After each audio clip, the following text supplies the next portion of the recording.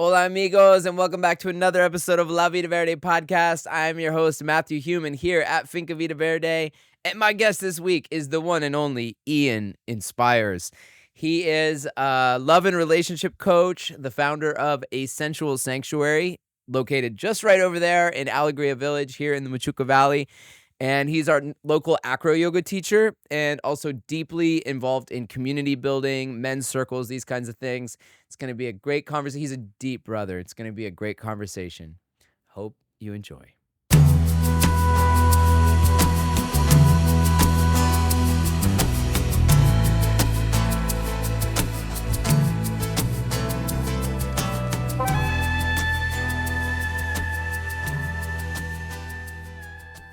Ian Inspires. How's it going, Human? It's good to have you here, brother. Thank you. Oh, Ian, my deep brother. I love this man. Where do we start here? Okay, so first of all, I just want to say yesterday I had put out a call to, a while ago, I'd put out a call to community, and Ian is the one of the few that showed up because you are that type of brother, and I deeply appreciate that about you.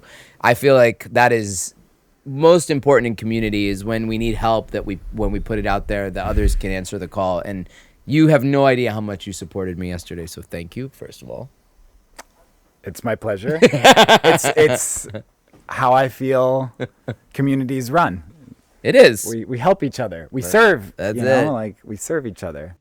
Yo, everybody, what's happening? This is Humano. Guys, thank you, everybody who's been watching this podcast. I want to invite you to join our Patreon, patreon.com/La Vida Verde podcast. We are looking for ways to build our community. We have a lot of great content on there, and I think you're really going to enjoy it. It helps fund this program so we can keep having great guests, great conversations. Go check it out, patreon.com/La Vida Verde podcast. Pura vida.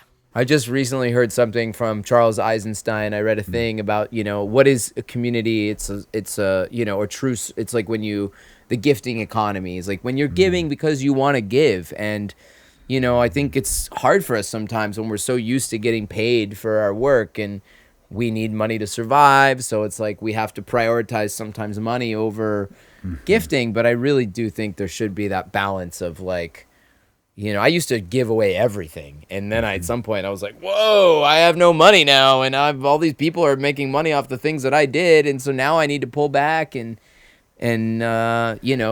give less. But now I'm trying to find that balance where it's like I really truly love service. It's one of my favorite things in the world, and it's what keeps me sane as a human being, I'll tell you that. But it's how do we integrate with that financial reality, Well, actually, you're making me think about our conversation yesterday, which was, it's about true gifts versus like giving with an expectation, right? And how important that is, because that's kind of what a transaction is, right? You give something, you expect to receive something back. Right. That's appropriate when you're dealing with most people or the world in general, right? Because, scams, whatever. But I think a community is defined by I can give, trusting that I'm going to actually get more than that back just by it being a safe community. It's a safe place for me to share my energy. I think that's kind of what it means. Yeah. And I want to take that one level deeper into what we were talking about yesterday, which is like one of the things that I see and ultimately am here to work a lot with is like codependency and narcissism and how they attract with each other. There's a wonderful book called The Human Magnet Syndrome, The Codependent Narcissist Trap. What is that? It's like we magnetize these people that like to, as codependents, because that's what I was, that like to like receive our energy. It's really as simple as that, which is beautiful if I'm in a safe space where I can give and I trust that I'll get enough back. Like if I'm in a safe community, a safe relationship. What happens is if there's like this pattern of giving and giving and giving with resentment because I'm not getting it back. Right? That's what I think that's what happened to me for a while too. That's what I'm saying. It's like I was giving and giving and giving and then I was burnt out because wasn't getting anything back. So that's like, you're saying that's like a codependent tendency. And then the other side of that would be narcissism, where people are just constantly taking and not or giving. even just receiving. even just receiving. It's like but they don't really What's know. the difference between taking and receiving? That's a good question. Because I think most quote unquote narcissists are actually ignorant of what they're doing. Yeah. Right. So it's True. not like an active mind like taking. It's more like, oh, this is amazing. Abundance. It just keeps coming in. They don't realize that there's a person building resentment on the other side of the table. Mm-hmm. Right. Okay. Well, this is deep. We're Already already in the depths. I don't know any other way. I know. And I knew this was going to be this way. But I do want to start because I like to kind of, to create the context. Like, so you grew up in community, right? Do you identify as having grown up in community? For sure. I grew up in a town called Floyd, Virginia. It's it's like a town of 500, county of 15,000. Cows outnumber us literally 5-1. There's one stoplight. I'm not making this up. It is that town. I've been to Floyd. I told you this. I've been to Floyd, and I remember I went there, and I just thought it was like this hippie haven. There's all these eco villages. I mean, in Virginia, there's not a lot of places like that. It's old Virginia. Yeah. So that's where I'm from. And so there was a movement in this, like, it was kind of like a 60s movement or 70s movement, so there was a hippie kind of thing that happened there. Yeah, I'm not sure why. I always describe it as like 80% like generational farmers, rednecks or whatever, like 20% new wave hippie infusion. There's this town, there's like this new wave hippie movement that came in, and as a result, the whole town kind of functions like a decentralized community. Like the model that I see the world moving towards, like that's what I grew up in. And so in me, I have this like template, and I haven't seen it many other places that I've lived. Yeah. And so I'm trying to recreate it right now, actually. Yeah. Well, and that's kind of what's happening here. I see that, like, this eco villages, I'd say it's more concentrated here, though. For sure. Yeah. And it also in a place, in a country that is a little more receptive of that kind of energy, and also conducive. I mean, the state of Virginia is not necessarily like, known for its environmental protocols and whatever. It's not the worst, of course, but it's, it's just is what it is. It's a different kind of place. I was describing Floyd as like this town. It's like a decentralized community, and it functioned like that. Growing up there, I have it in me, and then a lot of my... What does that mean, decentralized? Well, what I mean is there's no like governing body or a leader or a guru or anything like that, right? A lot of the community movements have like a figurehead. Somehow this is a bunch of people that thought kind of the same, moved into this like about a county and like 3 around it. And they started having potlucks together, and they started, I think you have the term minga, right? Like they started doing like co-working parties. Work parties. Just that. And so I grew up around song circles and potlucks, and when someone needed help, there was like unofficial fundraisers, and like the community cares for a lot of mental health people with mental health issues. So interesting. Yeah, no, it's and you mentioned Minga, so let me just kind of say what that is. Sure. That's sort of old Colombian tribal concept. It still happens, actually. It's kind of like we would call barn raising in like Amish land in the US or whatever, but like where basically the whole community would go to one person's house. Maybe this happens like 3 times a week, but like you get 100 people show up at your house and just takes care of everything. So you don't need to pay for labor, because labor is often the most expensive thing. If you're building a house, if you're planting a garden, like say you have like a cornfield that needs harvested, it's a lot of work if you're doing it on your own and you don't have machines and you whatever. Or you just, the whole community shows up and in one day harvests everything and it's done. And they do it in community with music and good food, and that's a Minga. Thank you. I tried to, years ago, I actually wrote a song about it. I tried to encourage those here a long time ago, and we did actually do some. In fact, this part of my roof was actually built during a Minga. It was the first and only Minga we ever did in the Geckos in Tacotal. But the culture really wasn't entirely ready for it. Yeah. Well, I mean, I talked to you about this. Like, I think we should create that culture here. I mean, that's what I know I'm here to do in part. Like, I mean, building the Sensual Sanctuary, we're like super, super early days. We need that. Like, I don't want to just hire everything out. Like, that's not what you want it to be. That's not the vibe. Community built. Yeah, I want it to be community built. I want people who feel connected to the land and the project to be there, like building it with their hands, and not exclusively, but a lot of it. And so let's talk. Well, I do want, but wait, before we talk about Sensual Sanctuary, because I do want to talk about that. But I want to talk about, first of all, I saw you were on Germany's Got Talent. I want to know why. I want to know more about that. Yeah. Why were you on Germany's Got Talent? Das Supertalent. Das Supertalent. See, Lovely. Yeah. Oh man. So 10 years ago, Acro Yoga found me. I guess that's how it worked. Funny origin story. Matched with a girl on OkCupid and had no chemistry, but we ended up doing Acro for like 10 hours a week for 3 years straight. Fast forward to me moving to the Bay Area, linking up with this woman who played ukulele, and we started performing. What's her name? Oh, Nikki Brody. Yeah, okay. Super important. Okay. Nikki Brody. She performs still. I don't. But she plays ukulele while doing acro yoga. Exactly. Yeah, so she kind of like actually brought me into this like performance lifestyle that she. Is she the one had you going. found on OkCupid? No, that's a different one. Okay. Now I'm just sorry. I need details. I mean. Nah, that's a different one. Nikki's awesome. Incredible. And so she like pioneered, I don't know if she pioneered it, but she did this thing called acrolele. And so we performed on ABC's The Gong Show. Okay. And then like a year later, Das Supertalent. So I guess I've been in front of like 20 million people. Yeah, that's a lot of people. So wait, were they like finding you guys? They were like coming to you, or like you signed up and like had to advertise, or? They found her. She did like a Tiny Desk performance once upon a time, and like weirdly, like odd recruiting agencies would find her from that video. It was great.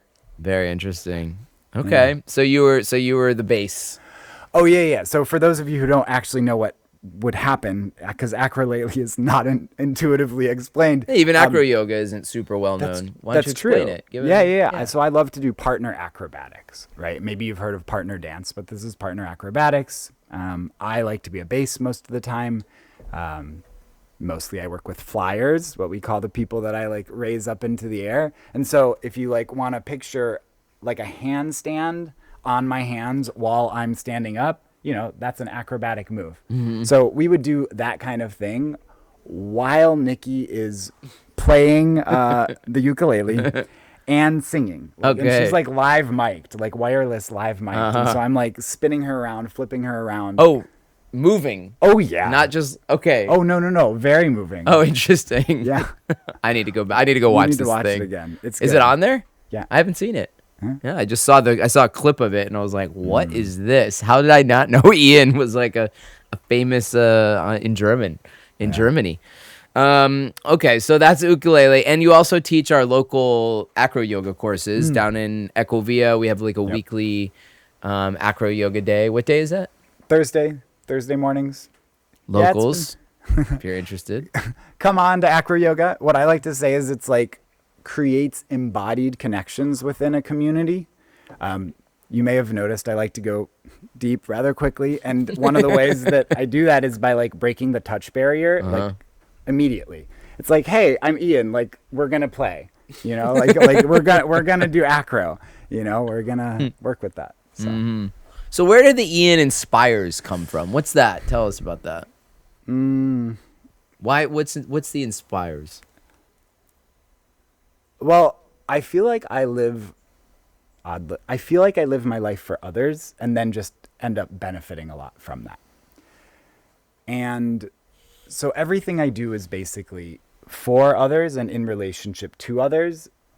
And then, you know, it boosts me up too. And so I think that's like one of the ways, plus it's an alliteration, of course, but it's one way that I work with people, right? I inspire them. It's something I've been told. It's something about the way that I move through the world. It's inspirational. Yeah. And so I love it. You adopted that. You embodied that. Yeah. Cool. It's a good reminder for how I want to be. Yeah. That's why I took on human. It's like, I want to be human. I want to be the most human I can be. You want to be most inspiring you can be. It's good when you change your name or when you take on a name. It's powerful because it's the way people refer to you. They respond to you. It's like it's constantly being reminded of it. Okay. Yeah. And you're also a DJ. What's your new? Wait, you've gone through like 3 DJ names since I met you. You were really kind of just starting out not long ago, right? Like Yeah, like 5 months ago. Yeah, but it was I'm a DJ baby. Ian showing up at the events, and I was like, wow, your music's. I liked your music. It was really good. Thank you. Yeah. Well, I like to dance. I've danced for my entire life, basically. That's a whole nother thing. But Sixth Sense, that's what I'm enjoying DJing under. Sixth Sense, you know, goes in line with the Sensual Sanctuary. You know, it's the sense realm. Right. And we had your partner on, Daniela Lujan, the architect, who I think a Yes. lot of people have responded as really resonating with her episode. So we should say that your Daniela Lujan is your partner. Yes. And you together came here to buy the land. You want to talk about that a little bit? Yeah. Like what brought you here? I think she probably talked about it too, but I want to hear your perspective. Sure. So it was 2 years ago, a little over 2 years ago. I mean, our relationship's even older than that, but there came a point when we were like, Right, you were living in a camper van for a while, right? Well, yeah. So we're like, let's find land. At the time, Daniela's living in Mexico. I'm living in Oakland, California.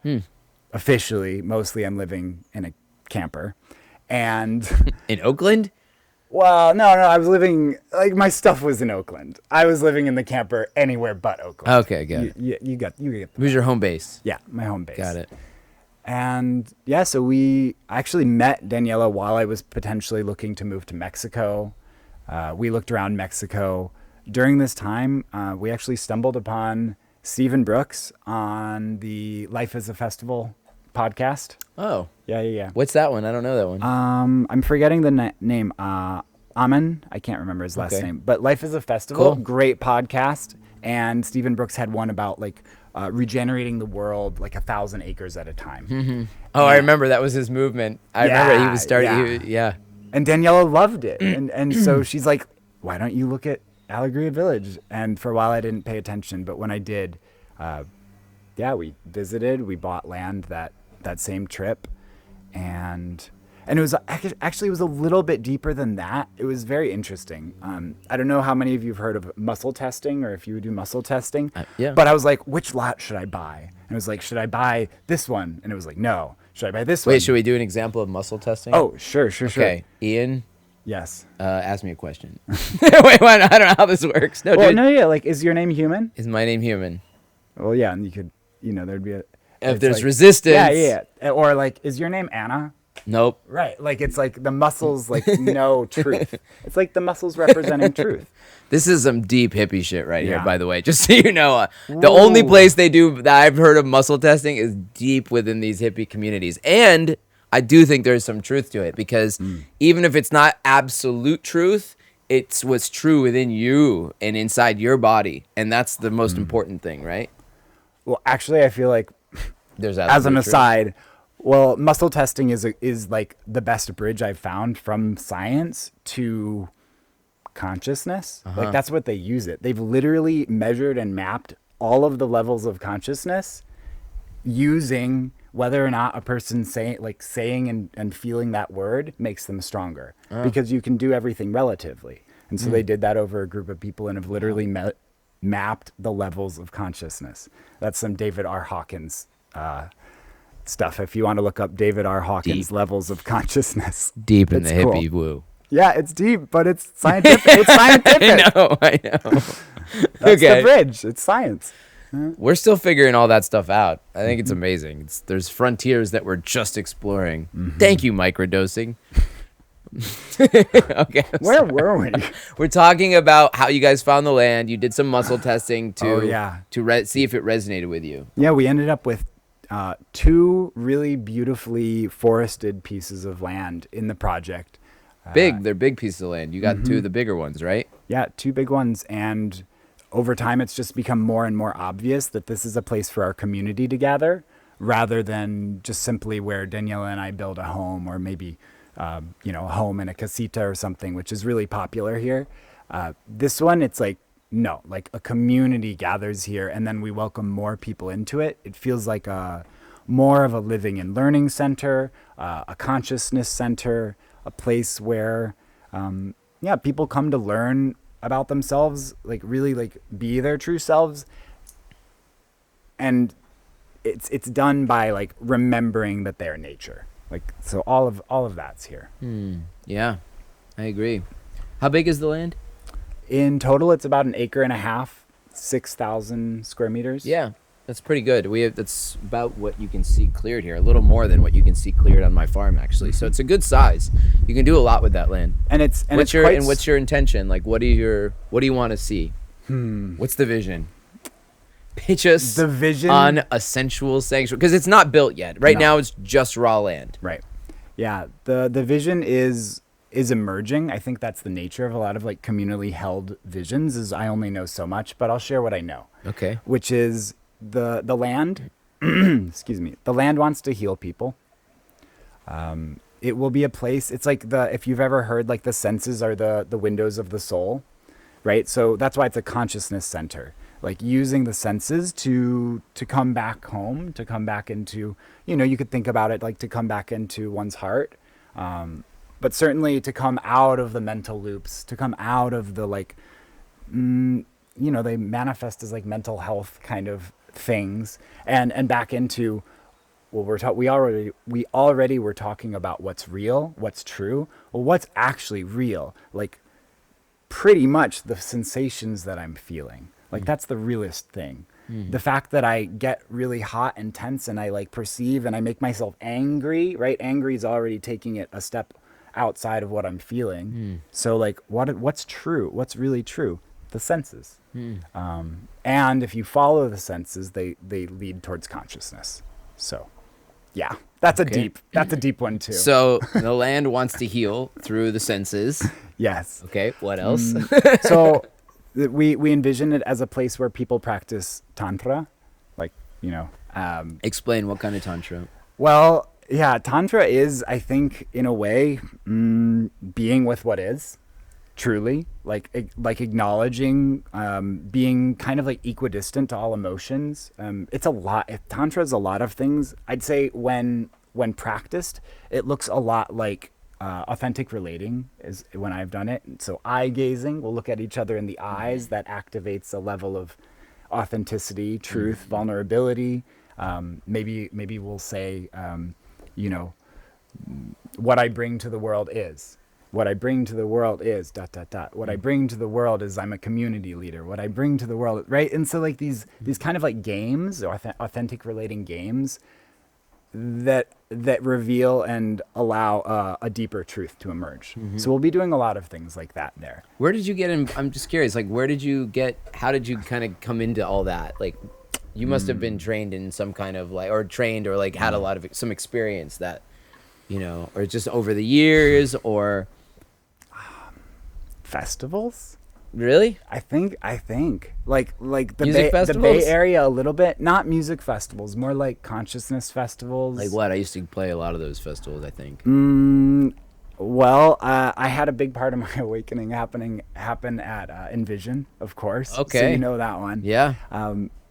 But what are other festivals that Well, Bay Area ones, I want to know. I'm just curious because I used to play in that world. That was like my home. Yeah, I mean, I'm only remembering a few that I went to there right now, which is really funny. So it must have been tangential. Like, it must have been, I went to Lightning in a Bottle, and but I'm like, I don't really like attribute it to that. It must have just been people who come to festivals doing workshops. Okay. So you would go to these like music festivals as an attendee, and then you would go to the workshops, like quote unquote transformational festivals, which are kind of a festival of movement, which was different from like just music. It was like they wanted to put a lot of focus on the overall experience and creating, having content that is inspirational, that is, creating a better world, which is, I think that's kind of what we're all doing now. Thank you, transformational festival movement. Well, I just realized my real answer to that too. Yeah. It's actually Envision, which is in Costa Rica, and also this event that my brother Kirk, not my real brother, but my brother Kirk used to put on here, called Camp, Creative Arts Movement and Play Camp. Okay. And so I came for the Acro because I was already into that, and there was breath work, there was consciousness, there was men's work, there was some degree of authentic relating. And I'd come here a week every year, and it was like the best week of my year. And actually that's a big part of why I'm in Costa Rica. Yeah. Too. And you had, I think I remember Daniela saying you had you were kind of had an engineering job or something. What kind of engineering? Yeah, I was what they called a partner engineer. I worked for Facebook for 5 years. Really? Yeah, so I designed software. Well, I adapted and designed software for nonprofits. I helped them raise money on Facebook. Okay, but you were working for Facebook? For Facebook. Oh, Yeah, okay. yeah. Interesting. Like full on techie, Interesting. But wow. this is most of what I talked about so far is post my 10 plus year tech career. Okay, so you had a 10. Yeah, so we kind of zoomed over We that. zoomed over Yeah, but mostly, but I get it. It was like, it was a job for you, maybe. It wasn't so, were you passionate about it at one point? I learned how to scale anything there. Right? That's what I attribute it to. It's like, is it relevant? Do I want to code right now? Not really, but I can talk to the builders of the new world, which are basically engineers. That's useful. And you can build websites and code and programs. I don't want to anymore, but I know how to talk to people who will build those kind of things. You'd rather hire someone to do that, or well, it gives me the language. Right, it means right. that I could build a software project that reaches millions or billions of people a lot easier than if I hadn't had 10 years in that. more on a project manager level. Exactly. Yeah. Exactly. Got it. Okay. But I mean, obviously, so that's interesting because you worked online for so long. You were sitting in front of a computer, I imagine, and doing that thing. But now it's a land project. It's very much interpersonal. Were you like missing that during that whole time? Do you feel like it was lacking? So what I feel happened is I fragmented myself to kind of survive and thrive. I did thrive in that kind of environment. And so there was like the intellectual and like work part of me that was focused on coding and figuring out like, how to build things. And then at night I was like acro yoga. I got into a lot of different scenes in the Bay Area, the psychedelic art parties. I was gonna say, were you microdosing during work? Wasn't that like a big part of like the Bay Area, like tech culture? I didn't do it during work, but I loved to like go on 3 or 4 day weekend things or Burning Man for 10 days or whatever. And of course, like just a lot of that. Exploration. Yeah. Psychonauting. Totally. Interesting. And so, I'm sorry, that was kind of another tangential jump, but now you're here. You're the Sensual Sanctuary, and this represents combining those, right? Because the vision is to reach a lot of people, right? Like I said, I learned how to scale anything, and it's through culture. Really, it's like culture and tools and systems. Like as long as you catch some energy, like there's people that really are interested in this, are passionate about healing through the senses, let's say. I've met them, right? And so you take that and you just start to make it more and more attractive and build systems and build ways to reach people. And then you scale it through partnerships eventually, right? Think of Vida, Verde and the Sensual Sanctuary, collab, right? Yeah, for sure. Yeah. Oh, that's what you mean by scaling. It's like go up a level, go up a level, go up a level. Now all of Costa Rica. Yeah. Okay. Interesting. And so, but just to be clear, are you envisioning it as like a center, like a retreat center kind of space, or more of like, because I think at one point we were talking about this and you were expressing that you wanted to have more of a micro community. Ooh, yeah, I can. That's a different. I can speak to this. Curious about like. Well, there's this model. Actually, I learned at Camp. So at Camp, I got exposed to this model for community. Their core team was like mostly one guy, but I'll be generous and say 3, a core team of 3. And then he invited in, he called them models. I'll call them culture creators. He invited 25 culture creators in to come early, to come learn the customs of his property, to like feel how things went. And then he invited another 70 people in. We had like 100 people for Camp, right? It's not a camp, it was a land project. This one was both a land project, and then this event that he threw there was called Camp. But those 100 people were part of the land project? No. That's what I'm saying. Okay. So like the core team was deeply connected to the land. Okay. The culture creators came in and absorbed the culture that was already going on there. Got it. And then that was able to sustain the culture while bringing in 70 people who were just normal people. But then they were absorbing the whole energy of what he was trying to, this guy kind of like was putting out. That's what I'm really inspired by, and what we'll do at the Sensual Sanctuary. It's like the core team, mostly me and Daniela. We've had a project manager, Clay, working with us for a while now. Small core team, right?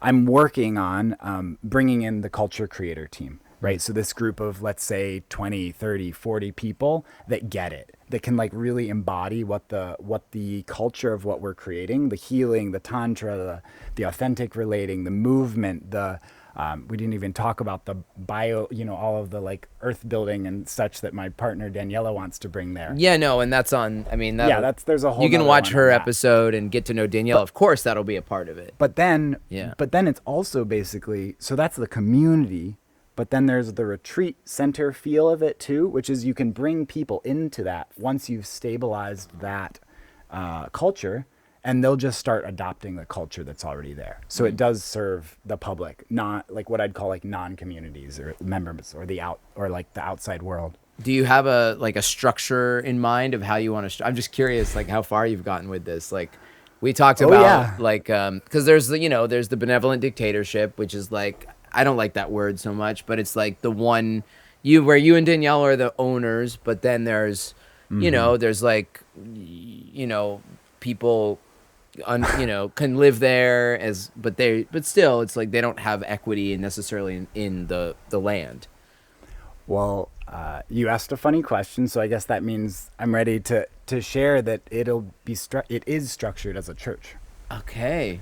So it's actually about, if you think about what a church is, it's a place where people go to practice a faith. Sure. The faith that we'll have is called regenerative spirituality. Okay. Like how do we regenerate this place? Okay. It's not like super like what a person would normally think of, but it is a place of practice. So the land would be owned by the church, basically. Exactly. Got it. Yeah, no, that's why. I mean, I think that's beautiful. In fact, I had a church set up at one point, the Church of Humanity. There you go. It was, I don't know what I did with that. I think I just stopped doing it at some point. But it's an interesting way of organizing, because it's true.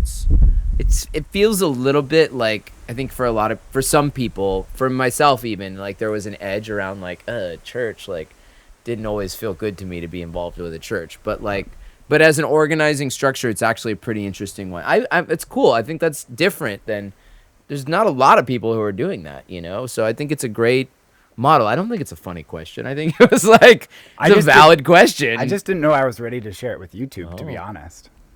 But I love it. Are you ready? I'm ready. Okay, because this is it. Come on, let's practice together. All right, join the Church of... regenerative spirit. Regenerative spirit. Mm-hmm. Okay, and you are the minister of regenerative spirit. Hallelujah. Hallelujah. Hallelujah, Ian. Okay, I think so. What else? Is there anything else coming up for you in this moment? Well, we might need a whole nother episode or something, because we didn't even talk about my coaching, the relationship stuff. Well, you kind of did get into it at the very beginning. I mean, yeah, that was just a taste of. I mean, let's drop into that for a minute. Like, what's your? Yeah, is that something you're ongoing doing? Something you want to continue to do? Well, it's what I do the most of day to day. Is I coach people. I remember you even offered, when we did a raffle here earlier this year, you offered one of the prizes, which was a 1 hour coaching session. So thank you for that. Did that ever happen? My session? Yeah. Of course. With who? Karina. Yeah. Okay, great. We've had her on the podcast. Oh, amazing. Karina Wildgoods? Mm-hmm. Yeah. Well, yeah, so I guess we won't go like super deep into this right now, but what's been happening is I tend to be found by, I lead men's groups and I'm in the community and involved. And so people see me in that. And so mostly I've gotten to work with a number of community members now. Oftentimes what happens is it's in the relational thing. So there's like a relationship problem going on, and they like hear me talk about codependency, or hear me talk about like ADHD, or I'm trying to figure out, I think it's usually ADHD. I'm like, yeah, I work with a lot of ADHD people. And to me, that's just a person in the wrong environment or in the wrong relationship. Like a person artificially holding themselves in a place they're not meant for. And then a person starts to express ADHD symptoms. It's amazing. If you don't like your job, you tend to be distracted at work, that kind of thing, but more. And so I end up working with couples. I work with individuals and kind of get people back aligned, like living their true self, that kind of thing. So, Amazing. yeah, that was enough. Okay. Okay. No, that's great. I mean, there's a big need for that in society. I feel like that's something that's lacking, is because that kind of like ties into mental health awareness, and I've been sucked into that world over times in the past where I got to see how lacking the world of mental health actually is, like how much support is needed in that right now, especially as the world is changing so fast. I mean, I saw what I read the other day, someone was saying like, for like hundreds of thousands of years, humans developed to be this certain way, and in the last like 100 years we've gone to this whole nother like spectrum, and our bodies maybe and our minds just haven't caught up with as fast as we've gone. So like people are losing their shit. And those of us who kind of like at least feel stable or feel like we can see the bright light in the future in the distance, I think it's up to us to kind of support people that haven't found that or haven't been able to keep up. Because thank you. Yeah, well, absolutely. Yeah, I've been having a lot of fun. I shared this offering called Why People Break Up and What to Do Instead. Like I've gotten really deep into internal family systems and other modalities lately. And yeah, it's just like, what can I do to like do my part and like heal relationships and heal people, but not heal people, help them heal themselves, Yeah. So That's right. That's it. I think we're good. Thank you, brother. I think that was a good episode. I think we're here. I think we arrived. We kind of like did a funny circle there. Yeah. I know. It was the energy of what wanted to happen, I guess. And we're inspired by the moment. How can people reach you if they want to work with you? Oh, sure. To the camera. Yeah. I'm Ian Inspires. I'm like Ian.inspires on IAN. Inspires at Instagram. On Instagram, I'm also ianinspires.com in that world. And I think that's it for how to find me. Okay. And we'll look forward to a Sensual Sanctuary. Are you like open to finding new people for that? Or you kind of have your idea you're not quite there yet? Or well, I wanna be put in touch with builders and or investors. Like, so people who feel ready to invest in a project. Like if you resonate with what I said when we talked about that part here, like I want to talk to you. I want to invite you, and basically I end up letting a person walk on the land, and if they feel further called, then they keep working with us. Okay. Yeah. So reach out to That's Ian Inspires. Okay, great. Well, this is I know that. What's going on? I don't know. The energy's I had a lot of mate. I want to say thank you to Ecotease Mate, first of all, for that. Want to say thank you for watching La Vida Verde podcast. I'm your host, Matthew Human. My guest today was Ian Inspires. We release episodes every Tuesday on YouTube. You can also listen to us on Spotify or on Apple Podcasts or wherever you get your podcasts. We are on Instagram at Finca Vida Verde CR. We are on Facebook, Finca Vida Verde, fincavitaverde.com. We're upgrading our website, so stay tuned for that. We also have our Patreon. Thank you so much for all of you who are supporting our Patreon, which I think is now just one. Maybe we've gotten a few since we've recorded this episode, hopefully. But I want to say thank you especially to Stephanie, our main Patreon supporter for many years. Stephanie Ciancelo, amazing, from San Francisco. I know, right? But we want to get more patrons. We have great content on there. We're constantly updating it with new things. And it also helps support this kind of conversation, keep these things going, keep us rocking. Thank you so much for watching. We'll be back next week with another episode. Pura vida.